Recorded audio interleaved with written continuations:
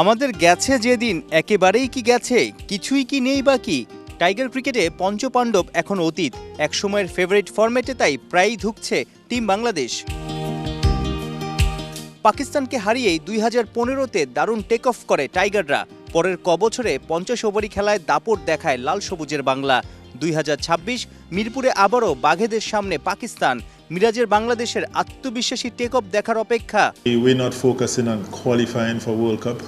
We're focusing on getting better at ODI cricket. বিশ্বকাপে সরাসরি খেলার একটা হিসাব আছে, তবে আমাদের আসল লক্ষ্য ওডিআই র্যাঙ্কিংয়ে উন্নতি।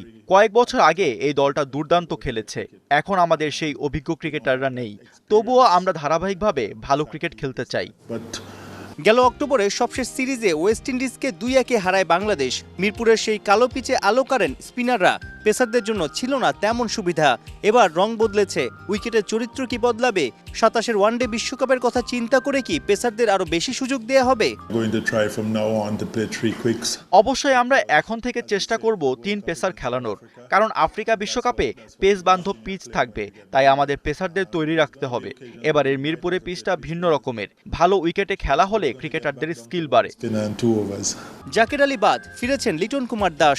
সবশেষ 6 ওডিআইতে তার রান কেবল 6। মিডল অর্ডারে ব্যর্থ হওয়া লিটনকে কি পাকিস্তানের বিপক্ষে টপ অর্ডারে বাজিয়ে দেখবে টিম ম্যানেজমেন্ট?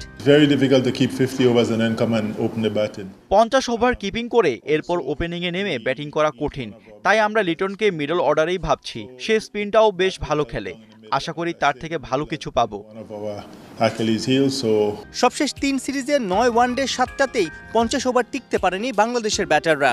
ব্যাটে বলে ইফেক্টিভ রোল প্লে করতে না পারায় সমালোচিত কাপ্তান মেহেদী মিরাজও। র্যাঙ্কিংয়ে 4 নম্বর দল পাকিস্তান। আফ্রিদি, হারিস রৌফদের গতি আর বাউন্সে কি এবারও ধুঁকবে বাংলার ব্যাটাররা, নাকি কাউন্টার অ্যাটাক করবে সাইফ, সৌম্য, হৃদয়, Liton, শান্তরা? question he will have to answer whether the captaincy is a burden, but অধিনায়কত্বের চাপ কি মিরাজের ব্যাটিং বোলিংয়ে প্রভাব পড়ছে কিনা সেটা সেই ভালো বলতে পারবে। তার সামর্থ্য সম্পর্কে আমাদের ধারণা আছে, আশা করি সেও ফর্মে ফিরবে। মিডল ওভারগুলোতে ব্যাটিং বোলিংয়ে আমাদের উন্নতি দরকার। improve in the middle overs especially. 11 March প্রথম ওয়ানডে।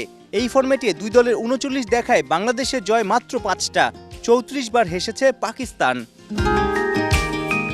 মোহাম্মদ রিজওয়ান, মোহাম্মদ আমিরের সাথে এবার মাঠ মাতাতে দেখা যাবে টাইগার লেগ স্পিনার রিশাদ হোসেনকে। 30 মিলিয়ন রুপিতে দল পাওয়া এই তারকার সুযোগ থাকছে বিশ্বের নামকরা সব ক্রিকেটারদের সঙ্গে ড্রেসিং রুম শেয়ার করার, যেখানে আছে ইংল্যান্ড, নিউজিল্যান্ডের মতো দেশের খেলোয়াড়রা।